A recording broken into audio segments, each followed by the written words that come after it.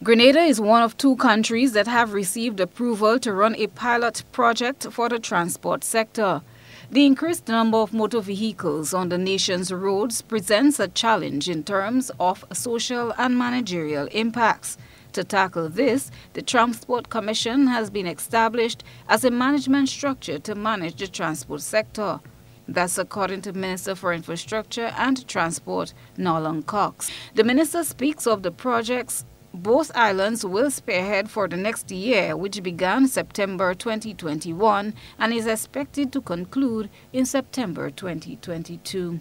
The first project is the development of sustainable public transport system project. This project is a regional project, and both Grenada and St. Lucia are the 2 pilot countries that have been approved to participate in this important project. What this project seeks to do, it seeks to look at all the regulatory structures, the issue of policies, national policies, other critical factors relating to the transport sector and ways to see how we can improve them.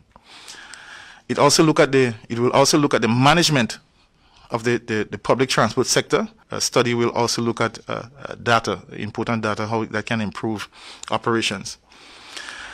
It will also look at the transition in the use of electric low-emission carbon buses as a way, in a well-structured and inclusive way, to bring in that as part of the transport component in Grenada.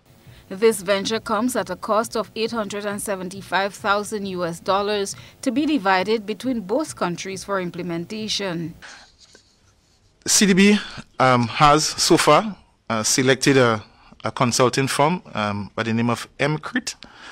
It's a firm out of Barcelona in Spain, and so they are the ones who have been awarded the contract to implement this important project. In the coming months, we should see their presence here in Grenada, as well also in St. Lucia, as they work together with the Transport Commission and, of course, the Ministry of Finance, Department of Technical and Economic Cooperation, who is also a lead on this project for implementing this important study for us. The Transport Minister adds that all stakeholders will be involved as part of this study, which includes bus operators and truck operators, among others. Minister Cox highlighted aspects of the second project which will address social ills, such as persons with disability and the elderly who are challenged moving around. As this, he says, will see structures being put in place to make their lives a bit easier. Another project that is also that is funded by through CDB is called the Engender project, and this project complements that first project that I just spoke about previously. It's a project that looks at the social component, how communities are affected by transport, like the women, elderly, children, persons with disabilities, and so they're going to look into see how we can improve that aspect on the social side. And this is a very important project. This project will go on for 6 months at a cost of $50,000 US. As to the transport sector, yes, the study, as I indicated, will be data-driven.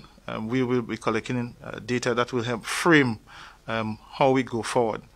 As regards to how it will complement or be integrated with our current transportation system that we have, where it's driven by private owners, that is something that will be fleshed out from the study. Chrislina John, GBN News.